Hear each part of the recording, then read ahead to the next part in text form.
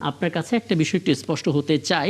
আমাদের সড়ক পরিবহন মন্ত্রী তিনি বলেছেন যে ঈদযাত্রায় বাসে বাড়তি ভাড়ার অভিযোগ নেই এবং সবাই নির্ধারিত ভাড়াই নিচ্ছে, বরং দু একটি পরিবহন নির্ধারিত ভাড়াচ্ছে আরও 20-30 টাকা কম নিচ্ছে। আবার একই সঙ্গে আমি যাত্রী কল্যাণ সমিতির যে প্রেস কনফারেন্স সেখান থেকে জানতে পারলাম যে ঈদযাত্রায় 87% বাসে অতিরিক্ত ভাড়া আদায় করা হয়েছে। আপনারা রোড সেফটি ফাউন্ডেশন, আপনাদের পর্যবেক্ষণে আপনারা কি দেখছেন? আসলে কি এবার মানে বাস মালিকরা এমন উদার হয়েছেন যে কম টাকা রাখছেন? ধন্যবাদ আপনাকে প্রশ্ন করার জন্য। এটা আমাদের যে ঈদ যাত্রায় এটা আসলে যেটা হয়েছে যে আংশিক চিত্র এসেছে। সব জায়গায় ভাড়া আসলে কমেনি, সব জায়গায় ভাড়া বাড়েনি। সো আমাদের অবজারভেশন যেটা হয়েছে যে আগের তুলনায় এটা ইমপ্রুভ হয়েছে, যে যাত্রা যে আমাদের বাস ভাড়াটা বেশি নেওয়া হচ্ছে না, কিন্তু এখনো কিছু কিছু জায়গায় এইটা বেশি নেওয়া হচ্ছে। আচ্ছা, আমরা সর্দার ফরিদ, আপনি কি যুক্ত করবেন? জি, আমার একটা প্রশ্ন সেখানে হলো, যাত্রী কল্যাণ সমিতি কিন্তু বলেছে যে 20 বছরের রেকর্ড ভেঙে ফেলেছে। জি, মানে 148 কোটি টাকার মতো যাত্রীদের পকেট থেকে চলে যাচ্ছে অতিরিক্ত। কি বলবেন? আমি এই 148 কোটি টাকা যেটা হচ্ছে, এটা আসলে এখানে একটু প্রশ্ন আছে। আমি যেহেতু একজন শিক্ষক হিসেবে বলছি, এটা আসলে কতটুক তথ্যটা কতটুক সঠিক, এটা গবেষণালব্ধ কিনা, এটা আসলে দেখার বিষয় আছে। তো আমরা আংশিকভাবে খুব অল্প কয়েকটাকে যদি বলি, ওটাকে মাল্টিপ্লাই করি, সেই ক্ষেত্রে হয়তো এরকম হয়তো বা দেখাচ্ছে, কিন্তু আমার এই স্যাম্পলিংটাকেও আসলে দেখা উচিত। আচ্ছা, এখানে মানে ফলাফল, হ্যাঁ, ফলাফলটা না মানে সম্পূর্ণ বিপরীত আসছে। মানে যাত্রী কল্যাণ সমিতি বলছে 20 বছরের রেকর্ড ভাঙতে চলেছে, আর রোড সেফটি ফাউন্ডেশনের পক্ষ থেকে আপনি যেটা বললেন বাড়তি ভাড়া নেওয়ার যে পরিমাণ সেটা সব জায়গায় না কমলেও আগের চাইতে কিছুটা কমেছে। মানে আসলে আমি যে তথ্যটা দিচ্ছি এটা আমাদের নিউজের বিভিন্ন মিডিয়ার তথ্য অনুযায়ী। এটি আমাদের কোনো আমরা যদি কোনো জরিপ থেকে আমরা এটা বলছি না। এখন যাত্রী কল্যাণ সমিতি যেটা বলছেন, আমি ওনাদের আসলে জরিপটার তথ্যটা কোথার থেকে, সেই সোর্সটা very important, rather than to give আমাদের গত 20 বছরের রেকর্ড ভেঙে গিয়েছে, 20 বছরের রেকর্ডটা আমাদের কাছে আছে কিনা সেটা আসলে প্রশ্ন সাপেক্ষে। আচ্ছা, চমৎকার। এগুলো নিয়ে নিশ্চয়ই যাত্রী কল্যাণ সমিতির পক্ষ থেকে আলাদা করে তথ্য জানবো। তবে এটা তারা সবসময় বলে থাকেন, গণমাধ্যমে যে সমস্ত খবর প্রচারিত হয় সেই সমস্ত খবরগুলোই হচ্ছে তাদের প্রধান সোর্স। মূলত সেগুলো নিয়ে তারা প্রতিবেদনগুলো করেন। আপনাদের কোনো অবজারভেশন কি আছে আজকে নীলসাগর এক্সপ্রেসের লাইনচ্যুত হওয়া কিংবা আমাদের যে লঞ্চে যে মর্মান্তিক ঘটনাটা ঘটে গেল, মানে কার কোন জায়গায় গাফিলতি ছিল বলে মনে করেন? ওটাই খুবই মর্মান্তিক একটা ঘটনা। নীলসাগরেরটাকে আমি বলবো যে এটা আসলে আমাদের প্রপার সেফটি ট্রেনিংটা নেই, এবং এটা যখন নিউজগুলো দেখছিলাম, স্থানীয় লোকজন যেটা বলছে যে কন্টিনিউয়াস ওই জায়গাটা ট্রেনগুলো সব স্লো যাচ্ছে। পার্টিকুলার সেই যাত্রী যে ট্রেনটি গিয়েছে নীলসাগরের, সেটা তার স্পিডটা কমেনি। সো আমাদের এখানে আসলে সেফটি মেজার গুলা এবং প্রপার ট্রেনিং গুলা খুবই অভাব আছে। আর সবচেয়ে দুঃখজনক হবে যেটা হলো যে আমি এখানে যদি বলবো যে সবসময় যেটা হয়ে আসছে, আমরা এখানে আজকে বলেছে যে 2টা তদন্ত কমিটি হয়েছে, কিন্তু এই তদন্ত কমিটিটা প্রপার তদন্ত কমিটিকে সায়েন্টিফিক ভাবে হয়েছে কিনা, এখানে একটা বলবো যে যারা বিশেষজ্ঞ আছে এই জিনিসে তাদেরকে ইনভলভ করে, এবং পরবর্তীতে যেন না হয় সেই জন্য কি কোনো উদ্যোগ নেওয়া হবে কিনা। আমরা সবসময় এরকম একটা ইভেন্ট হবে, তারপর একটা তদন্ত হবে, এবং তদন্ত রিপোর্টটা হয়তোবা বের হবে না, কিছু পত্রিকা বা কোনো টিভি চ্যানেল এটাকে আবার ফলো আপ করবে, কিন্তু আলটিমেটলি এই ইভেন্ট আবার ঈদ আসবে, আবার আমাদের এরকমটা হবে। এবং লঞ্চেরটা তো আসলে এটা খুবই এই হৃদয় বিদারক। এইখানে জাস্ট আমাদের একটু ধৈর্য এবং আমাদের যে নিরাপত্তাটা প্রথম, সেই জিনিসটাকে আমাদেরকে আসলে সামনে নিয়ে আসতে হবে। বুঝতে পারছি। সর্দার ফরিদ, আপনার কাছে একটা বিষয় জানার আছে, এবং আপনার কাছ থেকে তথ্য নিয়ে মোহাম্মদ কামরুজ্জামানের কাছে যাব। আমরা ঈদ যাত্রাকে স্বস্তিদায়ক করতে চাই, এবং আমরা জানি ট্রেন হচ্ছে সবচাইতে সংবেদনশীল একটা গণপরিবহন, কারণ নিরাপদ, হ্যাঁ নিরাপদ, একই সঙ্গে সংবেদনশীল। নিরাপদ এই অর্থে যে আপনি মানে বড় ধরনের যে সমস্ত জটিলতাগুলো হয় দুর্ঘটনা, তেমনটার কবলে সাধারণত কম পড়ে।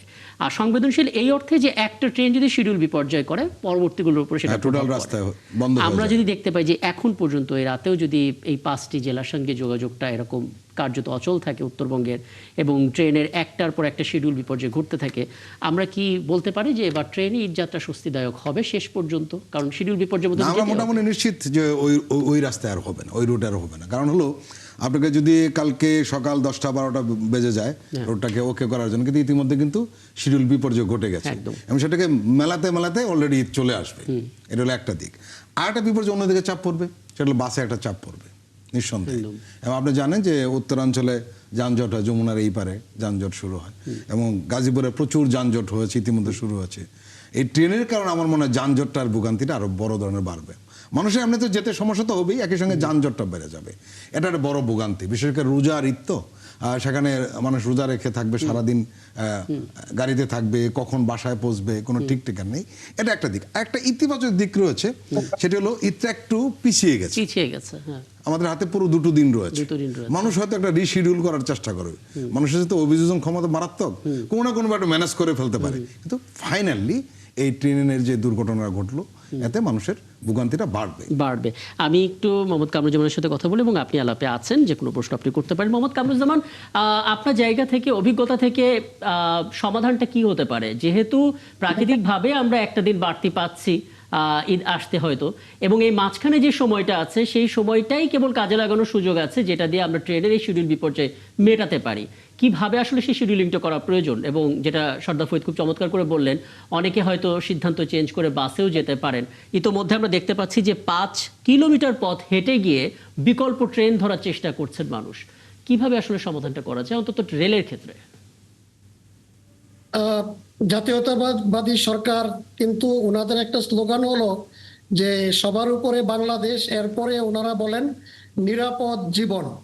তো নিরাপদ জীবনের জন্য আমরা এই যে road transport, rail transport, water transport, এগুলোর মধ্যে আগেও আমরা দেখেছি অ্যাক্সিডেন্ট হয়েছে, এবারও আমরা দেখছি। তো আমাদের জনসংখ্যার তুলনায় আমাদের ট্রান্সপোর্টের কমতি আছে।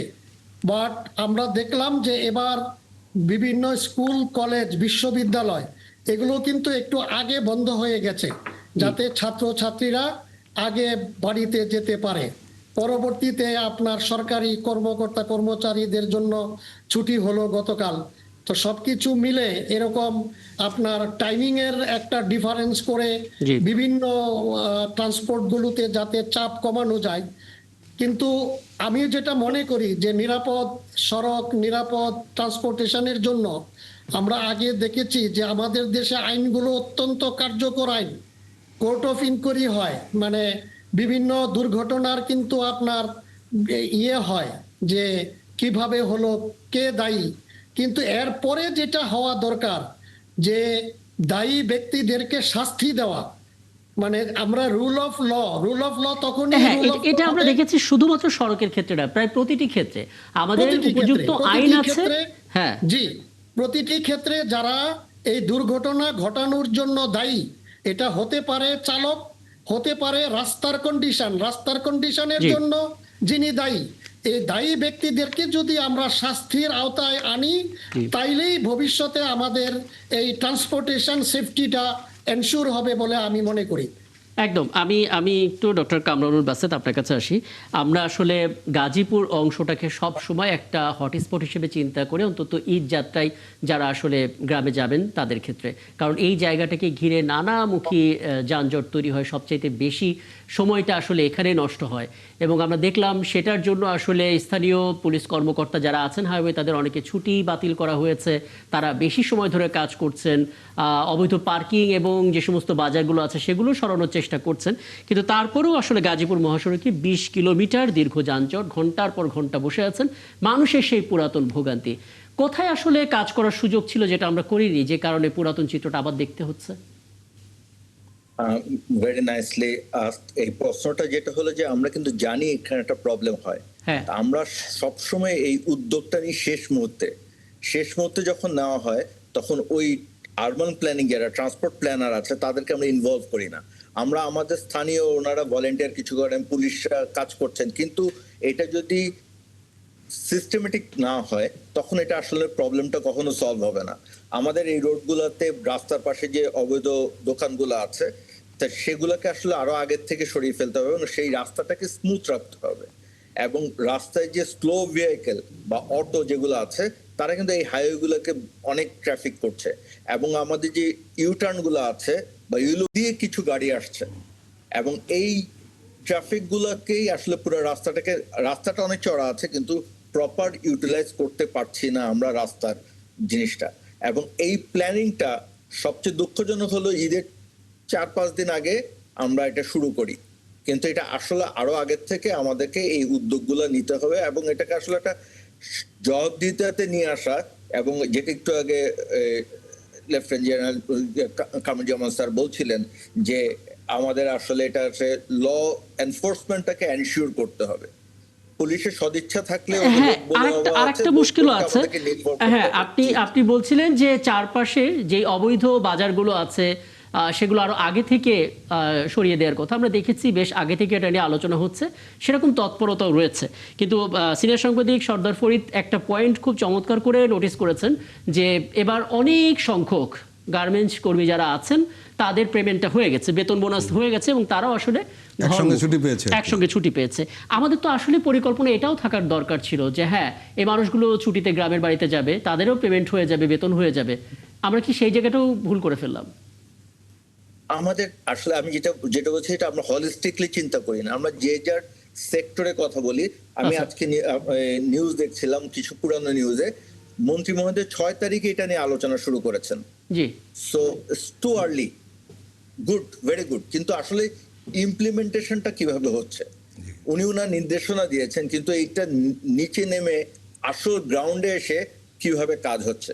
তো আমাদের we are say that new government, তাদের একটা পলিটিক্যাল উইল থাকতে হবে। সো এই ওনারা ওনাদের পলিটিক্যাল উইলটা দেখাচ্ছেন, কিন্তু স্থানীয় পর্যায়ে যারা কর্মী আছে বা সরকারি কর্মকর্তা আছে তাদেরকে আসলে এটা প্রপার ইমপ্লিমেন্ট করতে হবে। স্পেশালি আমাদের এনফোর্সমেন্টটা, আমাদের অনেক ল আছে, অনেক কিছু আছে, কিন্তু এনফোর্সমেন্টটা অনেক দুর্বল।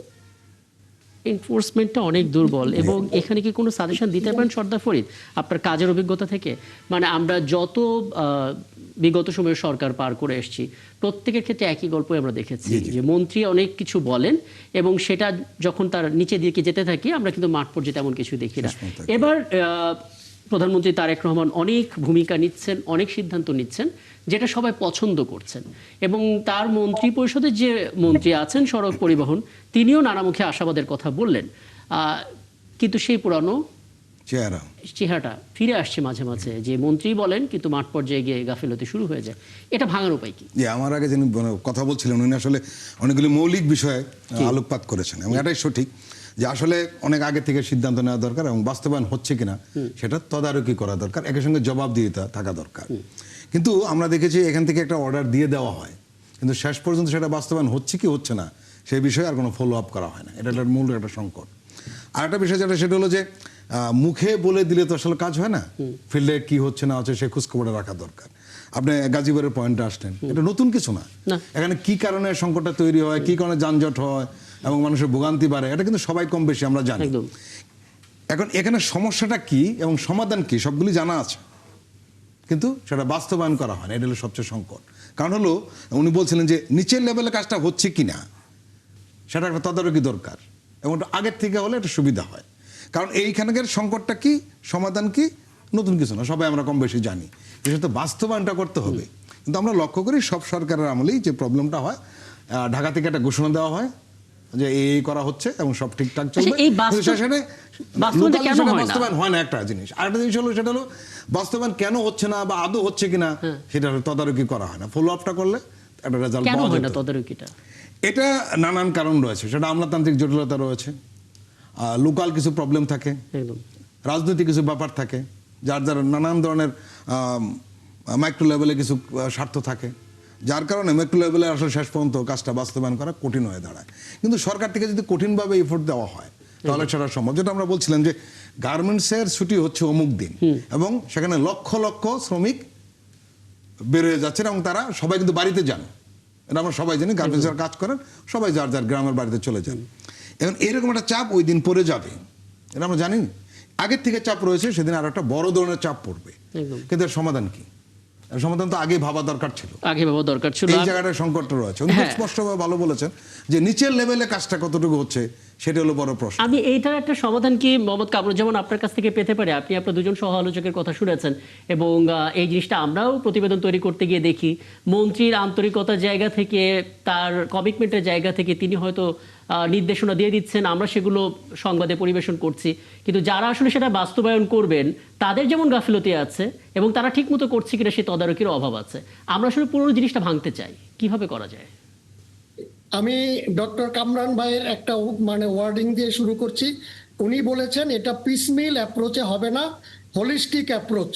হোলিস্টিক অ্যাপ্রোচ এই কারণে, এটার জন্য শুধুমাত্র সড়ক পরিবহন মন্ত্রণালয়, রেল মন্ত্রণালয়, নৌ পরিবহন মন্ত্রণালয়, লোকাল গভর্নমেন্ট সবাই কিন্তু সম্মিলিতভাবে চেষ্টা করতে হবে। ম্যানেজমেন্টে, ট্রান্সপোর্টেশন ম্যানেজমেন্টে যদি আমি বলি 5টা magic word: transportation planning, transportation organizing, transportation staffing, transportation administering and transportation controlling. এই 5 ফাংশনস অফ ট্রান্সপোর্টেশন ম্যানেজমেন্ট যদি ম্যাক্রো, মেসো এবং মাইক্রো লেভেলে আমরা করি, তাইলে এই পরিবহন সমস্যা অনেক সহজভাবে সমাধান করা সম্ভব। এবং এটা কিন্তু গ্র্যাজুয়াল। এবং আমি জাপানে গিয়েছিলাম, জাপানে এই 5টা ম্যানেজমেন্ট ফাংশনকে এরা জাপানিজ 5S দিয়ে বলে। কাইজেন মানে এভরিডে ইমপ্রুভমেন্ট। প্রথমটাকে বলে সেইরি, সেইরি মানে সর্টিং। এরপরটাকে বলে সেইটন, সেইটন মানে সেটিং। এরপরেরটাকে বলে সেইসো, সেইসো মানে শাইনিং, প্র্যাকটিস করে করে শাইনিং। এরপরে 4 নাম্বার সেইকেটসু, স্ট্যান্ডার্ডাইজিং। এন্ড নাম্বার 5 যেটা বুঝতে পারছি। একটা প্রশ্ন, আমাদের দেশে এটা হচ্ছে না কেন? জি, আপনার কি মনে হয় আমাদের সেটা হচ্ছে না কেন? এটা আপনার সকল লেভেলে আন্তরিকতা নিয়ে করতে হবে। আর যেখানে আন্তরিকতার কমতি সেখানে আপনার রুল অফ ল, আপনার আইন প্রয়োগ করতে হবে। যারা সরজমিনে আছেন তাদেরকে নিজের কাঁধে দায়িত্ব নিয়ে তাদেরকে কিন্তু এই আইন প্রয়োগ করে যথাযথ ব্যক্তি যদি মোটিভেটেড হয় ভালো, মোটিভেটেড না হলে তাকে পানিশমেন্টের ব্যবস্থা করতে হবে। তাইলে আমার মনে হয় আসলে হ্যাঁ, খুব চমৎকার আপনি সাজেশন দিয়েছেন, কিন্তু মুশকিল হচ্ছে যখনই আমরা বলি আমাদের সামগ্রিকভাবে সমাধান করতে হবে, ওই সমস্যার আসলে সমাধান আমরা হতে দেখি না, কারণ সামগ্রিকভাবে আমরা আসলে এক হতে পারি না। আমি একটু ছোট করে জনাব বাসেত, ডক্টর মোহাম্মদ বাসেত, আপনার কাছে একটা বিষয়টি জানতে চাই। বিগত সময়গুলোতে আমরা দেখেছি আমাদের মন্ত্রীরা, আমাদের রাজনীতিবিদরা কোনো না কোনোভাবে আসলে এই পরিবহন মালিক যারা তাদের কাছে জিম্মি হয়ে যান, অর্থাৎ পরিবহন মালিকরাই নিজেদের মতো করে এই পরিবহন খাতটাকে কন্ট্রোল করার চেষ্টা করেন। অতীতের অভিজ্ঞতা সুখকর ছিল না। আমরা কি সেই জায়গা থেকে বেরোতে পারলাম? আপনি কি সেরকম কিছু দেখছেন? আমি যদি বলি এখন আশার আলো দেখছি টানেলের শেষে, বাট আমি বলবো না যে বের হয়ে এসেছি। আমি মন্ত্রণালয়ের একটা মিটিং এ আমি বলেছিলাম 24-এর পরও আমরা যদি মালিক শ্রমিকদের সাথে জিম্মি হই সেটা আসলে ঠিক হবে না। আমি বলছি না যে ওনারা খারাপ সবাই, বাট কিন্তু আমাদেরকে প্রায়োরিটি দিতে হবে আগে সেফটিটা, মানুষের জীবনটা। তা আমরা কিন্তু যদি আপনারা যদি নিউজে দেখেন we are very much influence দিচ্ছি যে আমাদের বাসের ভাড়া কেমন হচ্ছে, কম হচ্ছে কিনা, কিন্তু কয়টা জীবন যাচ্ছে প্রতি ঈদে 300 গড়ে 300, আপনি যদি গত 5 বছর দেখেন 300 স্পট ডেথ আছে। আর যদি আমি WHO সংখ্যা অনুযায়ী দেখে 1 মাস পর মারা গেছে সেটার সংখ্যা আরো বেশি। কিন্তু আমরা সেই মৃত্যু নিয়ে কথা বলছি না, আমরা কথা বলছি টাকাটা নিয়ে। কিন্তু এই জায়গাটায় আমাদের যে পলিটিক্যাল উইল, আমি বলবো বর্তমান সরকার ওনাদের যে ম্যানিফেস্টোর মধ্যে সড়ক নিরাপত্তার কথা কিছু বলেছেন এবং এটা আসলে প্রপারলি অ্যাপ্লাই করতে হবে। আমি যদি বলি আমার দেশের এখন আমরা জানি প্রবলেমগুলো কোথায়, কিন্তু সরকার, নতুন সরকারের এই জায়গাটাকে যদি ভালোভাবে করতে পারেন ওনারা মানুষের মন জয় করতে পারবেন। So this is very vital. Doctor Kamran, একটা প্রশ্ন আপনাকে জানতে চাইবো, সেটা হলো যে আসলে এই সড়ক পরিবহন নিয়ে যে সিন্ডিকেট ছিল, পুরনো সিন্ডিকেট, সেই সিন্ডিকেট তো ভাঙে নাই আমরা যতটুকু জানি, খালি লোকগুলি বদলে গেছে। তাহলে সিন্ডিকেট কি কোনোদিন ভাঙবে না? ভাঙবে। যদি আমি বারবার কথা একটাই বলছি, পলিটিক্যাল উইল। আমার টপ ম্যানেজমেন্ট থেকে স্ট্রং যদি হয় যে আমার লোকাল, মনে করেন গাজীপুরে যে সিন্ডিকেটটা আছে জি। একে যদি উপর থেকে আসলে ইনস্ট্রাকশন দেয় না তুমি করতে পারবা না, আই বিলিভ বাংলাদেশের পলিটিক্যাল সিস্টেমে কারো সাহস নাই Right. ওই লোকাল যে সিন্ডিকেট তারা সেন্ট্রালের কমান্ডের বাইরে যাবে, কিন্তু সেন্ট্রাল যদি শুধু মুখেই বলে আর কাজে না দেখায় তাহলে জাস্ট এটা হাত বদল হবে। চমৎকার। আসলে এটা পলিটিক্যাল হ্যাঁ। ছাড়া আমাদের সড়ক নিরাপদ, আমরা 2018 বাচ্চাগুলা আমাদেরকে রাস্তায় নেমে দেখিয়েছে, সেই বাচ্চারাই কিন্তু 24-এ আন্দোলন করেছে। এই এদের কাছ থেকে আমাদের শিখার অনেক কিছু আছে। তা আমি বলবো যে এই সরকারটা আমরা একটা মানে স্বপ্ন নিয়ে এসেছে, এটা বিশাল একটা সাপোর্ট পেয়েছে, কিন্তু ওনারা যদি পলিটিক্যাল উইল না দেখাতে পারেন তাহলে এই সড়ক নিরাপত্তা শুধু কথাতেই থাকবে, আমাদের টেবিলেই থাকবে।